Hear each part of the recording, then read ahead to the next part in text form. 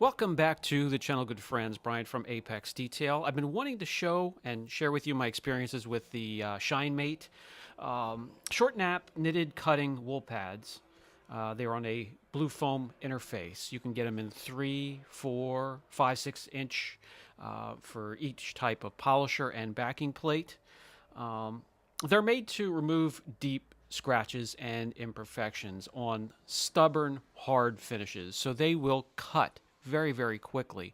I'm going to demonstrate on this panel here, and we have different areas marked off with masking tape, and within them I'll have different sand marks from 3000 grit all the way down to 1000 grit. 1000 grit is getting pretty scruffy, pretty roughed up, as you'll see here.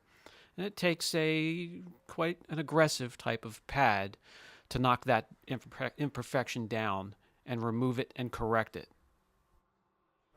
The pads can also go after heavy oxidation and any type of sand marks. And it's made for the rotary, but I can tell you you can be successful using it on orbital dual action polishers or the rotary. But let me demonstrate starting with a rotary. And I really like to team it up with 3D ACA 500 extra cut compound. If you really want to get the work done quickly, cut down on heat, and get in and out of there and move on. So we'll take a trip down through all of the areas of sand marks and a return trip going correction speed. The polisher will be between the 3rd and 4th speed setting, moderate pressure, and we'll see how far we get before this pad fails to do correction.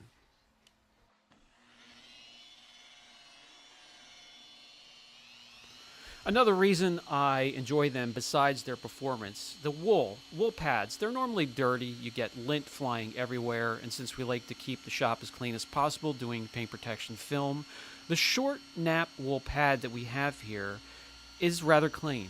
Every once in a while you'll find a little bit of lint flying around, or it'll tickle your nose, your nostrils. But for the most part, it'll be the compound, the heavy cutting compounds, that make more of a mess than the pads.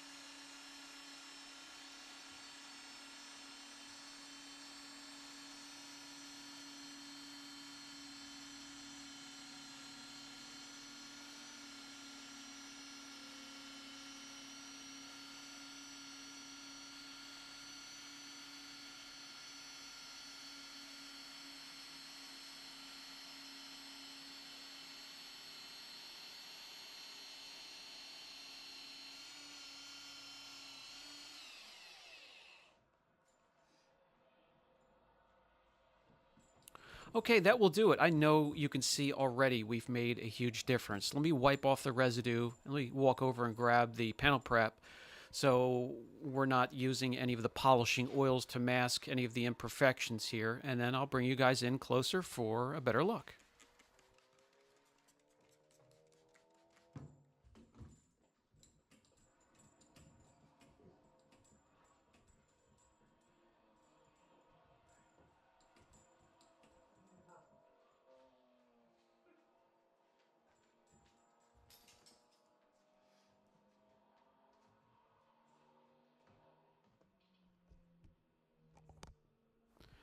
And we'll show each area. We'll move on down. This is 3000 grit and then 2500.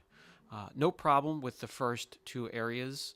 Most polishes, you can polish out 2500 and 3000 grit with a fine polish. It's these middle sections here, 2K, no problem there whatsoever.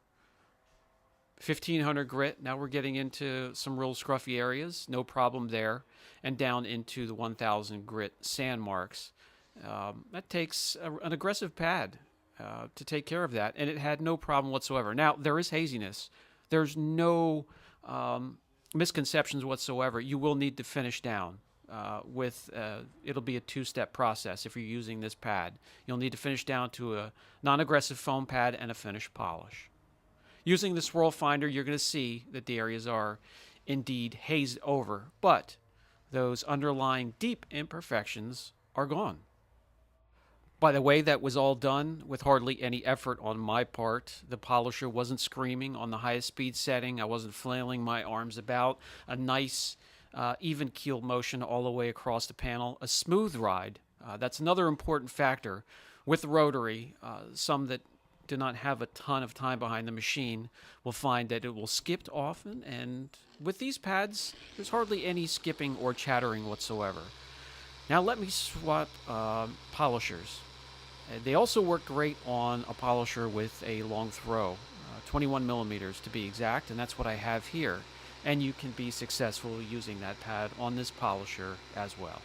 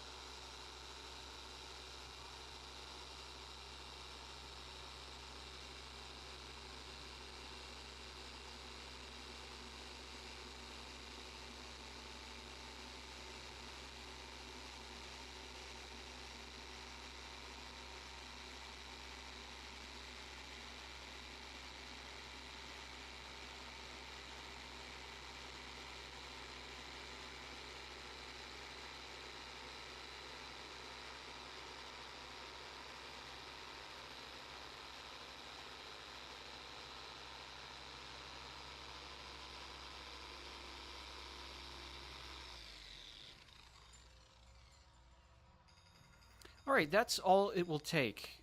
2 passes, 1 pass down, 1 pass back. Let me remove the residue and use a panel prep as well. And I'll bring you guys in. I know you can already see that we have made some huge improvements, even in those heavier sand marks down towards the end of the panel.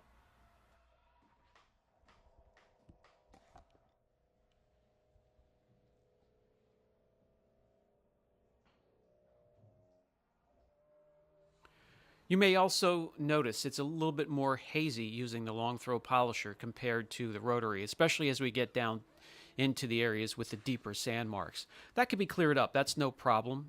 It's going to take that second step anyways, but just something to take note.